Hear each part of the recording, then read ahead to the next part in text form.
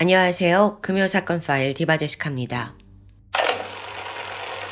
2005년 4월 8일 새벽 4시 50분. 전라북도 익산시 신동에 살고 있던 20대 남성 김 씨는 오랜만에 만난 친구들과 평소보다 늦게까지 술을 마신 뒤 집으로 귀가합니다. 그런데 문을 열고 들어가 보니 안이 엉망이었어요. 강도가 들었던 거죠. 마침 그의 부모님은 과일 장사를 하셨는데 새벽 4시에 집을 나가요. 그러니까 그때가 4시 50분이었으니까 다행히 집엔 안 계셨죠? 하지만 이 집에는 25살 여동생이 혼자 있는 상황입니다. 불길함을 느낀 오빠 김 씨가 동생 이름을 막 불렀지만 응답이 없어요. 이어서 그는 황급히 2층 동생 방으로 올라가는데요. 방 문을 열자 안에 피가 여기저기 튀어 있습니다. 그런데 정작 여동생의 모습은 보이지 않아요. 동생 어딨지? 두려움에 떨면서 둘러보던 중 바닥에 흩뿌려져 있는 검붉은 핏자국이 눈에 들어왔습니다. 오빠는 본능적으로 그 자국을 따라서 방 밖으로 나가보는데요. 이 피가 1층 현관문을 지나서 20m 떨어진 이웃집까지 이어져 있습니다. 고개를 들어보니까 이웃집 대문이 활짝 열려 있어요. 그리고 핏자국은 안으로 이어지고 있었죠. 너무도 불안함이 엄습한 가운데 그 오빠는 뚝뚝 떨어진 핏자국을 따라서 옆집 옥상까지 올라갑니다. 그러자 거기 한가운데 여동생의 시신이 펼쳐진 이불 위에 놓여 있었습니다. 나체 상태였고 예리한 흉기에 온몸이 난자당한 끔찍한 모습이었어요.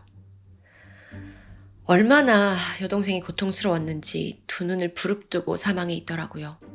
동시에 옥상은 피로 가득했습니다. 김 씨는 이 믿기 힘든 광경에 그냥 주저앉았고요. 온몸이 덜덜 떨려서 신고를 거는 것조차 쉽지 않습니다. 잠시 후 현장에 도착한 경찰들 역시 충격을 감추지 못했어요. 숱한 살인사건을 다뤄본 베테랑 경찰들도 이 사건은 단순한 범죄와 결이 다르다고 감지했죠. 현장 곳곳을 수색하면서 범인이 남긴 흔적을 찾기 시작했는데요. 우선 피해자 방 안의 흔적으로 봤을 때 그녀가 새벽에 잠을 자던 중에 공격을 받은 것으로 보여요. 추후 피해자 몸 안에서 범인의 정액이 발견되거든요. 그러니까 이걸 토대로 정황상 이 범인이 강도를 목적으로 집에 침입을 했는데 여성에게 성폭행까지 저지른 것으로 판단됩니다. 그런데요, 여러분, 충격적인 사실이 하나 더 남아 있습니다. 정밀 부검 결과 피해자는 살아있는 상태가 아니라 사망한 상태에서 성폭행을 당했다는 게 밝혀진 겁니다. 그 이웃집 옥상에서 발견된 이불 있잖아요. 피해자가 사용하던 이불이에요. 그러니까 범인이 김 씨를 방 안에서 살해를 한 후에 그 피 흘리고 있는 그 채로 이불로 감싼 후에 대범하게 집 밖으로 나온 거고요. 그리고 이웃집 옥상으로 올라가서 시신을 성폭행한 거예요. 이건 정말 어디서도 들어본 적 없는 너무도 끔찍한 행적입니다. 경찰 입장에서도 이런 범행은 매우 비상식적이죠. 피해자를 옆집으로, 옥상으로 옮기는 것도 이상한데 사실 그러면 그 과정에서 많은 혈흔이 떨어지잖아요. 증거도 남을 테고요. 아무리 그때가 새벽 시간이라고 한들 또 누군가의 눈에 띌 위험이 컸을 텐데도 이랬다. 다음으로 경찰은 흉기를 찾는 데 주력합니다. 부엌에서 식칼 한 자루와 비닐 장갑이 사라져 있었어요. 이걸로 공격한 것으로 보이죠? 근데 끝내 흉기를 찾진 못했거든요. 그리고 또 안타깝게 현장에서 범인의 지문도 없고요. 그나마 범인의 것으로 추정되는 피 묻은 족적 하나가 발견됩니다. 분석해보니 유명 브랜드 운동화예요. 근데 이게 워낙 많이 판매가 된 거라서 구매자를 추적하는 건 쉽지 않습니다. 특히나 만약에 현금으로 샀다면 더욱이 기록은 남지 않죠. 그러니까 족적은 있지만 사실상 이걸 가지고 사건을 해결하긴 불가능한 상황이었어요. 다음으로 경찰은 피해자의 몸에서 나온 DNA에 의존해 수사를 진행합니다. 사실 이건 굉장히 중요한 증거예요. 그러다 보니까 사건이 벌어진 전라북도 뿐만 아니라 충청도 지역에 연고를 두고 있는 전과자, 불량배, 성범죄 신고가 접수됐던 사람들의 명단 모조리 확보합니다. 그렇게 무려 2만 5천여 명의 DNA를 비교했지만 일치하는 사람은 나오지 않았어요. 물론 면식범일 가능성도 완전히 배제할 순 없습니다. 특히나 범행을 저지른 시각이 좀 의문인데요. 그날 피해자의 부모는 평소처럼 새벽 4시에 나가셨죠. 근데 보통의 새벽 4시라면 이 집에는 오빠도 함께 있었을 겁니다. 근데 그날따라 제 친구들하고 있다가 늦게 왔어요.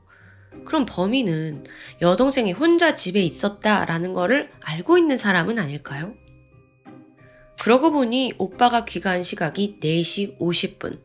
그러니까 부모님 4시에 나가셨으니까 범인이 이 집에 와서 그 50분이라는 짧은 시간에 모든 범행을 끝마친 셈이 됩니다.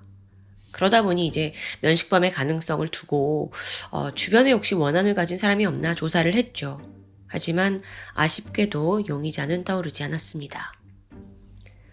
이렇듯 수사가 교착 상태에 빠져있던 그때 오빠 김 씨가 문득 집에서 사라진 물건이 있다는 걸 깨닫습니다. 그건 그가 평소 즐겨 입던 남성용 상하이였어요. 아무래도 범인이 피가 묻은 그 자신의 옷을 벗어놓고 오빠 옷으로 바꿔 입고 도주한 것 같아요. 그리고 마침 이걸 증명하듯 이웃집 담벼락에서 피 묻은 남성용 갈색 셔츠가 나왔죠. 자, 여기에 무언가가 있었는데 안쪽에 세탁물 라벨이 그대로 붙어 있는 거예요. 조그맣게 명지 50이라고 적혀 있고요. 그러니까 이건 범인의 주소지를 특정할 수 있는 단서잖아요. 그래서 이걸 토대로 경찰이 명지라는 이름이 들어간 전국 세탁소를 모조리 수소문합니다. 그렇게 나온 곳이 무려 1,700여 개. 뿐만 아니라 전라도 내에 명지라는 이름이 포함된 주소지까지 모조리 확인했지만 결과는 안타깝게도 허탕이었습니다. 이렇듯 사건의 실마리를 찾지 못한 채 벌써 한 달이라는 시간이 흘러갑니다. 그러다 5월 초 돌연 충청도 천안경찰서로부터 소식이 전해졌어요. 천안에서 발생한 살인사건에서 나온 족적이 이 익산 사건의 족적과 유사하다라는 내용입니다. 그럼 천안 쪽은 어떤 사건이었냐? 2005년 5월 5일 천안시 신부동의 한 원룸에서 22살의 여성 이 씨가 살해당한 채 발견됩니다. 신고자는 아버지였는데요.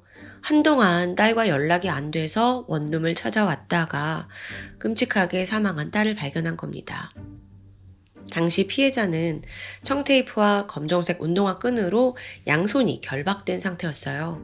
그리고 머리에 검정색 옷이 이렇게 덮여 있었죠. 그 옷을 들추자 피해자의 얼굴에도 청테이프가 감겨 있었습니다. 시신의 상태는 더 참혹했어요. 복부에서 6개의 자상이 발견됐는데요. 이건 그 집 안에 있던 과도를 사용한 것으로 추정됩니다. 또 가슴 부분에서 이상하리만큼 혈흔이 많이 묻어 있었거든요. 근데 막상 찔린 상처는 없어요. 앞뒤가 좀 맞지 않았죠? 그래서 이걸 해석했을 때 범인이 피가 묻은 손으로 가슴을 추행했다고 볼 수 있습니다. 그런데 부검 결과 정액은 나오지 않아요. 보니까 피해자가 당시 생리 중이라 도주에 멈춘 것으로 판단이 됐죠. 현장은요, 강도가 침입한 듯 어수선했어요. 이 씨 지갑에 있던 현금 5만 원도 사라져 있었고요. 그 외에 일회용 비닐장갑 3켤레와 청테이프가 남아 있습니다. 앞서 익산의 김씨 사건과 마찬가지로 흉기나 지문은 발견되지 않았거든요. 대신 혈흔이 묻은 족적이 나왔죠. 게다가 족적이 창문을 지나 옆 건물 옥상까지 이어져 있습니다. 자, 여기까지 들어봤을 때 앞서 익산 사건과 많은 게 유사하죠. 같은 족적도 있고 비슷한 범행 방식도 있고 성범죄의 흔적도 있고 뭔가 비닐장갑 이런 것도 있고요. 두 사건의 범인이 동일 범일 가능성이 높아 보여요. 즉각 전북경찰청과 천안경찰서는 공조 수사를 실시했죠. 그렇게 계속 수사를 이어가던 중 추가적으로 그 천안 사건이 발생하기 5일 전 4월 30일인데 여기가 피해자의 바로 옆집이에요. 근데 거기에서도 앞서 강도 사건이 발생했다는 걸 확인합니다. 집주인이 외출 중이라 화를 면했는데 거기에 범인의 족적이 남아 있었어요. 그리고 이게 바로 익산 현장에서 발견된 족적과도 동일했고요. 자, 정리를 하자면 범인은 4월 8일 익산에서 살인을 저질렀습니다. 그리고 4월 30일 천안 쪽에서 강도를 저지르고 그러다 5일 후에 바로 그 옆집으로 가서 5월 5일 살인을 저지른 겁니다. 지금 굉장히 짧은 시간 안에 강력범죄가 연속적으로 발생하고 있죠. 범인 빨리 잡지 않으면 안 돼요. 아주 긴박한 상황입니다. 마음이 급해진 경찰이 결국 통신수사를 선택합니다. 이게 사건 발생 전후로 익산과 천안에 있던 사람들을 이제 뽑아내서 어떤 내용을 했는지 막 폭넓게 조사를 한 거예요. 그러니까 이게 분석한 자료만 해도 100만 건에 달했는데요. 엄청난 양이라 상당한 시간이 소요됐습니다. 그렇게 며칠간 이어진 분석 끝에 드디어 한 남성의 행적이 경찰의 눈길을 끌게 됩니다. 그는 익산에 거주하던 23살의 남성 박씨. 첫 번째 사건이 발생한 4월 8일 그가 새벽 4시 56분쯤 익산의 그 현장 인근에서 통화를 한 기록이 확인됩니다. 시간으로 봤을 때 사건이 벌어진 후죠. 위치도 지금 가깝고요. 근데 그날 이후 4월 26일까지 박씨 핸드폰은 완전히 꺼져 있어요. 뭔가를 숨기거나 경찰의 추적을 피하기 위한 의도적인 행동으로 보였죠. 근데 그러다가 다시 핸드폰이 켜진 게 4월 27일입니다. 근데 위치가 익산이 아니라 천안이에요. 이어서 강도 사건이 4월 30일 날 발생했고 5월 5일 날 살인이 벌어졌어요. 그러자 천안의 현장 인근에서도 또 핸드폰 기록이 확인됩니다. 여기서 잠깐 박 씨가 누군가 하고 보니까 일단 강도와 강간, 특수절도를 저지른 전과 오범의 아주 악질 상습범이었습니다. 청소년 시절부터 범죄 이력이 계속되고 있었는데요. 특히나 성도착증이 심했던 것으로 보여요. 그 한 예로 지난 2003년 4월에 박 씨는 술자리에서 만난 40대 여성을 성폭행하려고 했습니다. 근데 여성이 저항을 하니까 갑자기 박 씨가 재떨이로 머리를 내리친 거예요. 이 일로 기소가 돼서 2년간 교도소 생활을 하게 되죠. 자, 근데 처음 그 익산 사건이 발생하기 열흘 전인 3월 30일에 그가 전주교도소에서 가석방으로 출소했습니다. 나온 지 얼마 안 돼서 범행을 저지른 거구나. 그런데 현재 박 씨의 거주지가 불분명합니다. 그래서 경찰이 그 행적을 추적하기 위해서 핸드폰 기록 분석하고 또 지인 누구 만나지 않았는지 막 조사를 했어요. 그랬더니 박 씨가 최근에 22살 남성 이 씨라는 사람과 자주 통화한 기록을 확인합니다. 심지어 보니까 천안 살인 사건이 발생한 이후부터 두 사람의 핸드폰이 계속 같은 지역에서 포착이 돼요. 여기서 지금 등장하고 있는 이 지인 이 씨가요. 얘도 강도 전과 14범입니다. 박 씨와는 전주교도소에서 만난 동기더라고요. 경찰은 딱 감이 왔죠. 얘들이 지금 함께 도피 생활을 하고 있구나. 그래서 계속 핸드폰 기록을 추적하게 되는데 그러다가 순천 지역에서 옵티마 승용차 한 대가 도난당했다라는 정보를 입수해요. 여러 정황상 이들이 차량을 훔쳤을 가능성이 높아 보였거든요. 그리고 이제 훔친 차로 전주까지 이동했다는 걸 파악하게 되죠. 그때부터 전주시를 중심으로 대대적인 검문, 순찰이 이어졌습니다. 그러다 마침내 8월 4일 밤 11시 40분, 경찰은 전주시 우화동의 한 아파트 인근에서 그 도난 차량을 발견합니다. 근데 마침 여기서 좀 떨어진 송천동에서 그 이 씨라는 사람 명의의 아파트가 있었어요. 그러니까 경찰이 저 아파트에 지금 얘네가 은신하고 있구나 라는 걸 직감했고 잠복 수사를 진행합니다. 2005년 8월 5일 오후 6시 경찰은 아파트에서 함께 걸어 나오고 있는 두 사람을 한꺼번에 체포하는 데 성공했습니다. 이게 앞서 김 씨의 그 익산 살인 사건이 발생한 지 4개월 만이었어요. 그런데요, 범인 박 씨는 그 순간에도 뻔뻔합니다. 당신들 뭐야? 나 왜 잡아가? 경찰 이래도 돼? 이러는 거예요. 검거된 후에도 박 씨가 계속 이제 고집을 피우는데 경찰이 강하게 추궁을 했죠. 여태 찾아놓은 증거도 있고. 그랬더니 일부 강도 혐의, 그건 내가 한 거 맞다 라고 인정을 하게 돼요. 근데 살인은 아니래요. 강하게 부인해요. 네, 이런 놈들 때문에 경찰이 그렇게 끈질기게 증거에 매달리는 거겠죠. 수사관이 왔고 피해자 김 씨의 몸에서 당신의 DNA가 발견됐다라는 사실을 알려주자마자 그는 말문이 막혔습니다. 사실 여기서 더 반항하면 재판도 그에게 불리하게 흘러갈 수 있죠. 결국 그는 고개를 푹 숙인 채 담배 한 개비만 달라고 요청합니다. 그가 자백한 전말은 충격적이었습니다. 교도소에 수감된 기간에도 오직 범행 생각만 가득했다고 해요. 그렇게 출소한 지 10일째인 4월 8일 새벽 4시쯤이었는데 소주 한 병을 마신 박 씨가 마침 익산 신동의 주택가를 배회하고 있었습니다. 범행 대상을 물색하고 있던 거죠. 그러다가 그 새벽에 우연히 한 2층 집에서 중년 부부가 일찍이 출근하는 걸 목격한 거예요. 순간 어라? 저 집 비어있겠네? 잠시 후 그는 곧장 안으로 침입을 했고 먼저 부엌에서 장갑과 식칼을 챙긴 후에 곳곳에서 금품을 뒤지기 시작합니다. 그런데 딸이 있었죠. 딸 김 씨가 인기척을 듣고 깨어나요. 그러니까 당황한 범인이 칼을 들이댔죠. 제압하려고 했는데 그러면서 막 다리를 결박하고 하는데 반항이 거셉니다. 결국 박 씨는 들고 있던 칼로 그녀의 가슴과 옆구리를 찔렀고 현장에서 딸은 과다출혈로 숨이 끊어집니다. 이때 박 씨 옷에도 피가 여기저기 튀었어요. 그는 집에 있던 남성 옷으로 갈아입었고요. 자기 옷은 쓰레기 봉투에 담고 도주하려고 했어요. 그런데 순간 사망한 김 씨를 물끄러미 바라보다가 돌연 강한 성욕을 느꼈습니다. 근데 이 집안에서 성폭행을 시도할 경우 행여라도 누가 들어온다면 들킬 수 있다라고 생각한 거예요. 그래서 시신을 이불에 싼 뒤에 집 밖으로 나가서 이웃집 옥상으로 올라간 겁니다.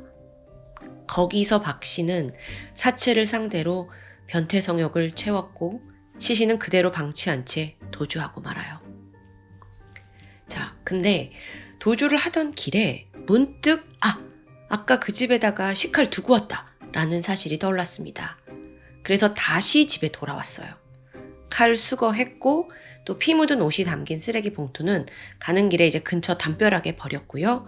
택시를 타고 그곳을 떠나게 되죠. 도저히 일반적인 상식으로는 이해할 수 없는 범행입니다. 참고로 앞서 그 셔츠 안에 있던 명지 502, 이 세탁 라벨의 비밀도 풀렸는데요. 이 셔츠는 박 씨가 2003년 특수폭행 사건으로 은신 생활을 할 때가 있었는데 그때 입었던 옷입니다. 제주도 서귀포에 위치한 명지여관 502호에 머물렀던 거예요. 그러니까 이게 세탁소가 아니라 여관 이름이었던 거죠. 그런데 어쨌든 그 첫 살인이 벌어졌잖아요. 그런데 놀라운 게 남아 있습니다.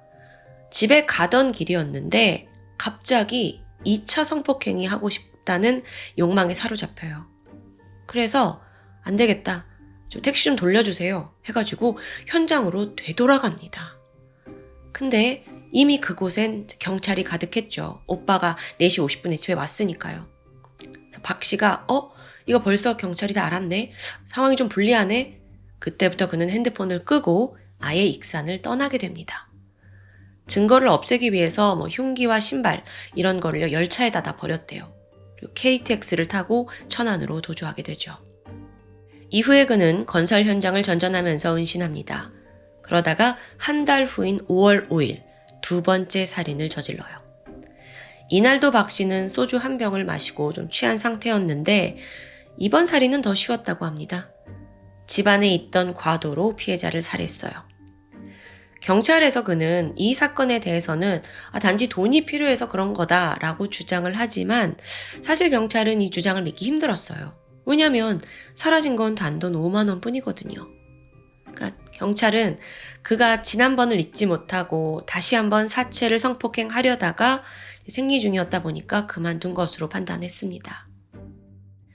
이후 그는 교도소 동기인 이 씨를 만나요. 그리고 아예 2인조 강도로 변모했죠. 두 건의 살인, 또 강도까지 저질렀지만 지금 자기가 잡히질 않잖아요. 그러니까 자신감이 붙은 거죠.